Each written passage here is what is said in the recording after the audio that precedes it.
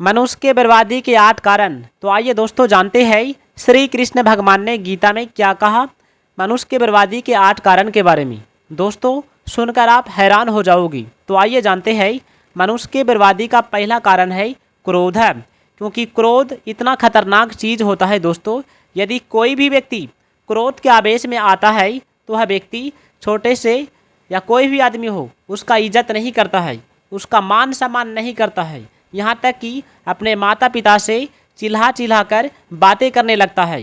कभी कभी ऐसा होता है कि अपना माता पिता को आंख दिखा कर बातें करने लगता है, और कभी कभी इतना खतरनाक हो जाता है दोस्तों कि अपना माता पिता को हत्या कर देते हैं। इतना ही नहीं, क्रोध के आवेश में आकर व्यक्ति अपना गुरु का भी अपमान कर देता है। अतः क्रोध के आवेश से बचने के लिए हमें क्या करना चाहिए, तो आइए जानते हैं भगवान श्री कृष्ण ने क्या कहा। सबसे बड़ी बात, हैरान करने वाली बात, सभी को सुनना परम आवश्यक है। यदि आप जीवन में परम शांति पाना चाहते हो, सफलता पाना चाहते हो, तो इसे अवश्य सुनिएगा। क्रोध का आवेश से बचने के लिए हमें शांत जगह में चला जाना चाहिए। यदि कोई भी व्यक्ति को क्रोध आ जाता है तो उसे कुछ समय तक उसे मौन धारण करके रहना पड़ेगा, चुपचाप रहना पड़ेगा, और हमें भगवान का ध्यान करना पड़ेगा कि हमारा जन्म जो हुआ है किस लिए हुआ है। हमें भगवान से विनती करना है कि हम दूसरों के लिए मर मिट जाए, तभी हमारा मन यानी कि क्रोध शांत हो सकता है। मनुष्य के बर्बादी का अगला महाकारण है अहंकार। दोस्तों आप चाहे कितना भी बड़ा क्यों ना हो जाइएगा, कभी भी अहंकार मत कीजिएगा, क्योंकि कहा जाता है कि अहंकार जिसने किया है उसका पतन हो गया है। जैसे रामायण में महाराजा रावण ने अपना शक्तियों का घमंड किया था, अहंकार किया था, तो उसका संपूर्ण लंका जलकर राख हो गया, ईंट से ईंट मच गया था। यहाँ तक कि रावण का जितना पुत्र था सभी मारा चला गया था।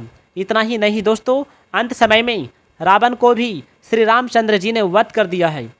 लेकिन दोस्तों महाराज विभीषण धर्म के मार्ग पर चला, इसलिए उनका कुछ नहीं हुआ।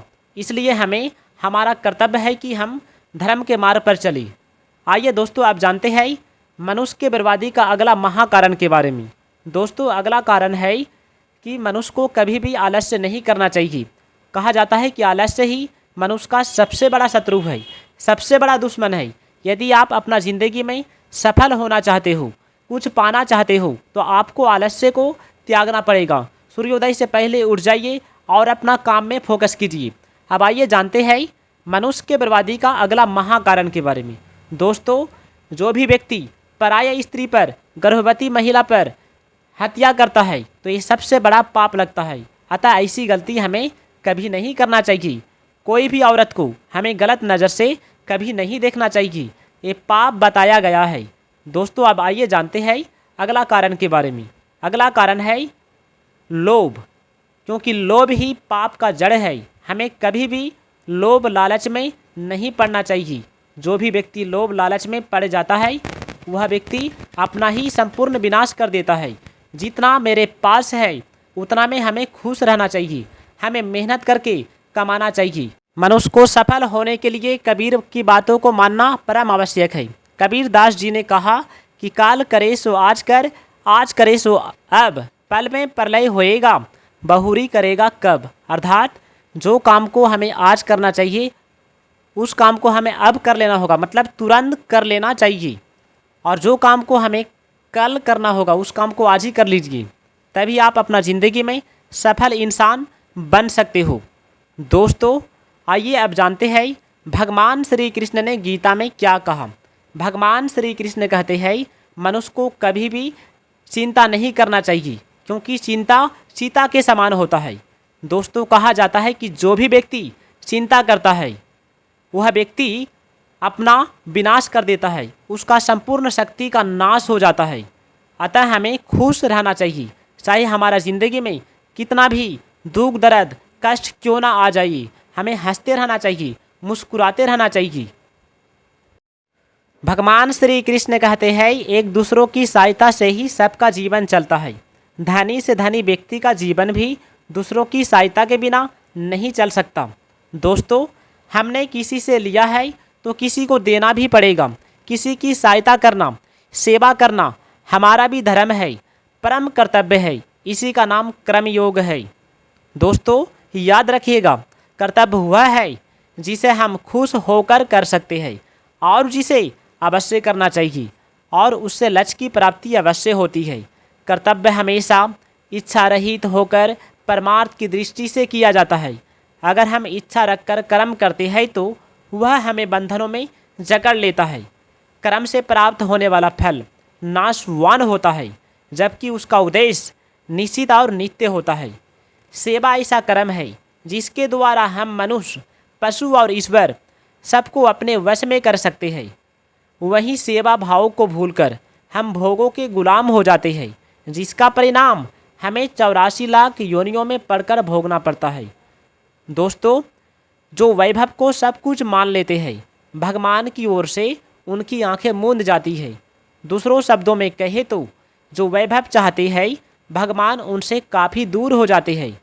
मूर्खता हम मिटा सकते हैं, जो हमारे हाथ की बात है। परिस्थितियाँ को हम बदलने की कोशिश करते हैं, जो हमारे हाथ में नहीं है। जो स्थिति हम आज भोगते हैं वे हमारे शुभ अशुभ कर्मों का फल होती है। शुभ कर्मों से अच्छी स्थिति हो जाती है और अशुभ कर्म करने से बुरी स्थिति हो जाती है। भगवान श्री कृष्ण कहते हैं, संसार में उलझने के दो ही कारण हैं, पहला राग और दूसरा द्वेष। जिसका निरंतर अभाव होता रहा है उस शरीर में मरने का भय नहीं हो सकता, और जो नित्य निरंतर रहता है उस स्वरूप में जीने की इच्छा नहीं हो सकती। तो फिर जीने की इच्छा और मरने का भय किसे होता है?